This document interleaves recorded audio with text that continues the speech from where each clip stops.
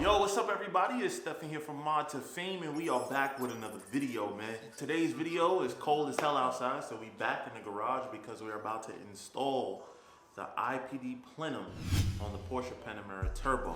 Let's jump into it. Let's go.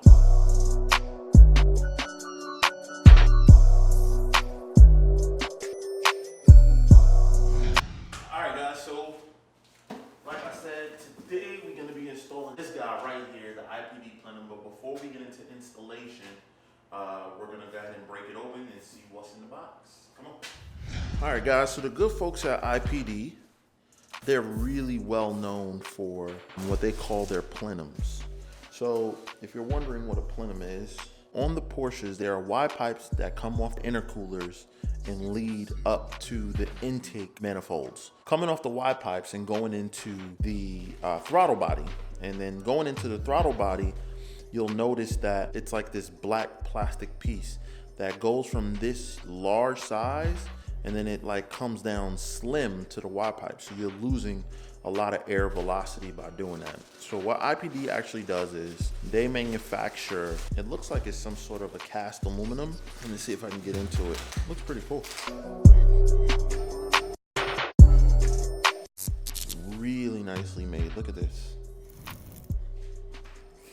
So if you notice, look at this huge opening. And what we're gonna do is in a minute, we're gonna take off the stock one and show you the difference between the two. But it's made to go right, like basically bolt and go. Bolt up, plug up and go. It's really simple, the way that they have it set up. What they actually claim for most Porsches, a minimum of about 30 horsepower, specifically for the Panamera Turbo. So Cayenne and Panamera Turbos, 30 wheel horsepower and 35 foot-pounds of torque, utilizing the factory 76mm throttle body. So we're actually gonna find that out today. We won't find out the horsepower exactly, but what we will do is test our 60 to 130s, which is all about horsepower. When you pick up horsepower, you reduce time. Fastest I've ever got was a 913. That was before my check engine light came on. I did notice that since the check engine light came on, it seems like it might be reducing a little bit of time. And the check engine light is due to me not having catalytic converters. So ultimately, I'm going to have to do a full tune. Just to remind you guys, the car currently only has a piggyback tune from Chipwork, catless downpipes, which I just basically gutted my factory cats. It has a BMC air filter, which basically replaces the factory air filter.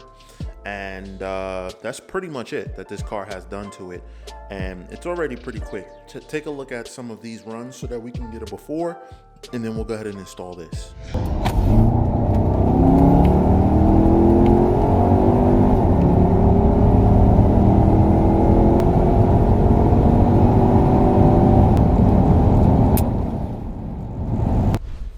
So this is the factory plenum, and it's exactly what I was talking about. And this is what we're going to be removing today. So just taking a look at some of the tools I'm going to need.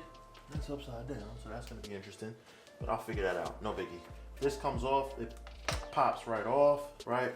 With those two little balls there.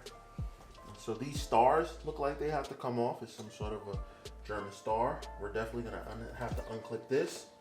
Now, I probably could have reached out to IPD and gotten some specific instructions, but it seems pretty self-explanatory to me, honestly. Let's go ahead and pull you out. There you go.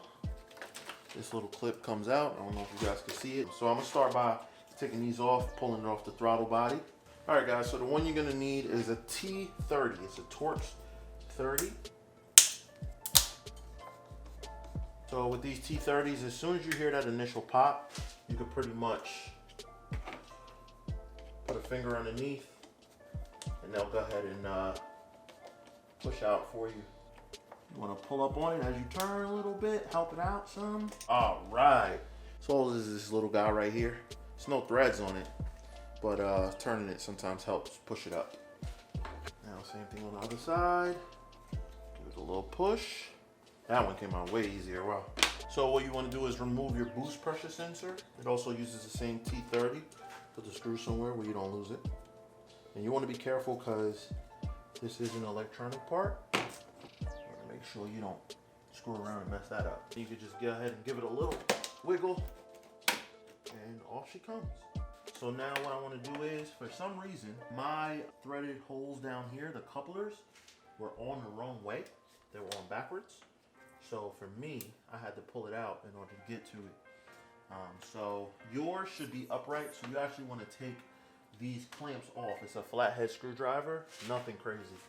But mine were on backwards, so I don't know how, I don't know why.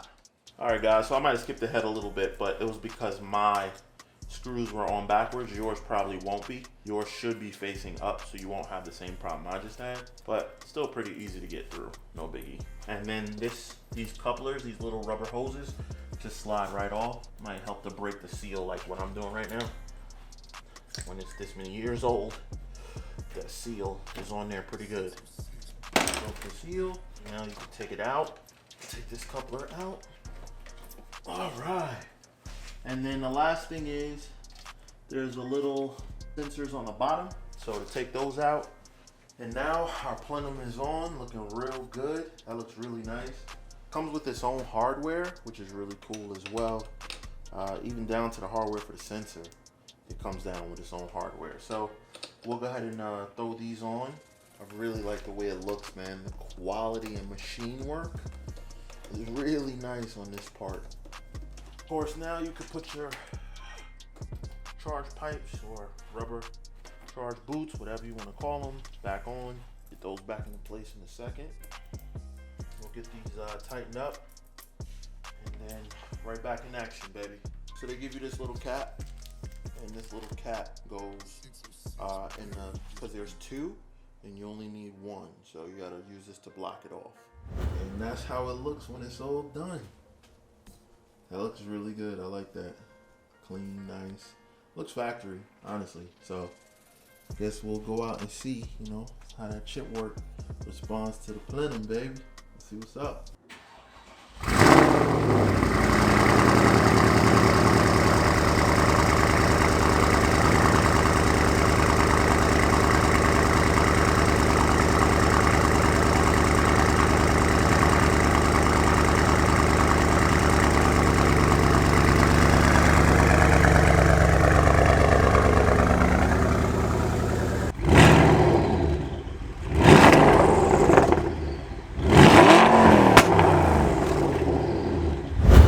So here we are in the car, nighttime, gonna go for a little ride, getting a little bit gas because we want to test. We want to see what the IPD Plenum does. So you're probably asking yourself, Steph, how you gonna test this? I'm using the Draggy device, which monitors your time. What we're gonna be using is 60 to 130 to determine to see if it gets any better. The better it gets, the more horsepower you could say that we're making. Just as a quick reminder, when we first started doing this car was doing 60 to 130s in the low 12s, and currently we're down to the low 9s.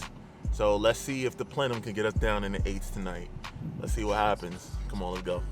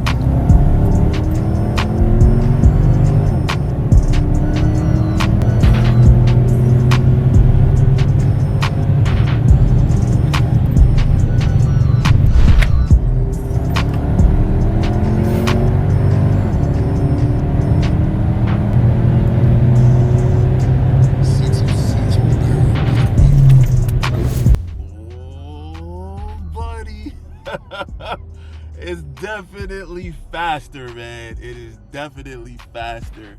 The conditions are not always exactly the same. So there was one time ever, and I haven't been able to replicate it since, was a 913.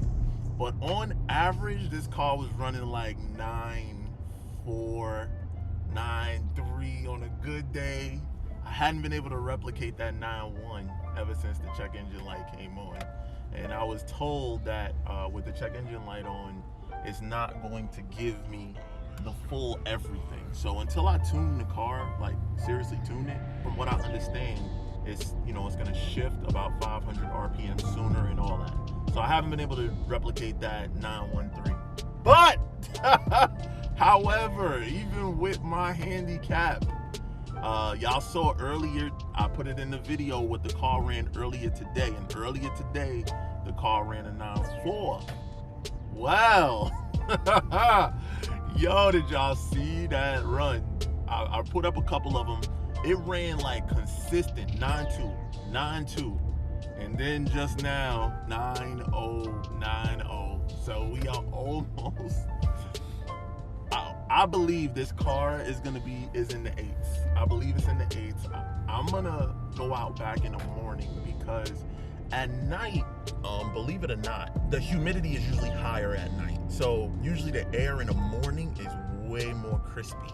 So I'm gonna wait till the morning. I'm gonna go back out in the morning. I'm gonna take the car back out and we're gonna give it another shot in the morning. And the goal is, if we do a 909 at night, we should be able to touch down on the 8s tomorrow. So, man, if this car does 8s without a tune, that means that with a tune, this shit might be like low 8s, high 7.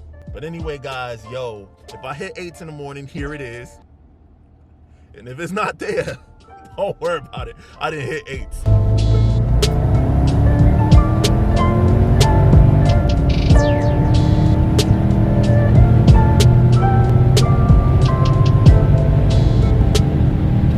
So, it's the next morning, and you guys saw that run just now, 9.05, which is better than 9.09. So I was right, it is a little faster in the morning. That being said, that run would have been an 8. Unfortunately, I was on a 0.96% incline, so almost a 1% incline. If it wasn't on that incline, I'm telling you, that would have been like a 8.97 or 8.95. But it is what it is, man. I'm very happy overall. I realized I did not give you guys the initial impressions of the product driving normal. And listen, man, under normal acceleration, the lag is gone. Like, these cars naturally have like some sort of lag, and that is like, it's gone. Like, it starts to spool right away. And that's surprising me. That's one of the things that I didn't think that it would be a benefit for, but the Plenum definitely reduces turbo lag, which is, you know, the enemy of, you know, taking off fast. So overall, man, I'm very happy with the IPD Plenum. I'm happy with the quality of it. The install, no fault of IPD. Took me a little longer because my push-pull pin snapped or whatever for the air hoses underneath. But besides that, the install is not that difficult. You could definitely do it in your garage like I did. But besides that, guys, totally happy, man. Glad that I did the mod, and now I'm ready to go ahead and do a full tune. That's gonna make the biggest difference, to be honest with y'all. The chip work made a really big difference, but I think the full tune is gonna take that another step further. And then soon as the springtime hits and the track opens back up, we going to run 10s, baby.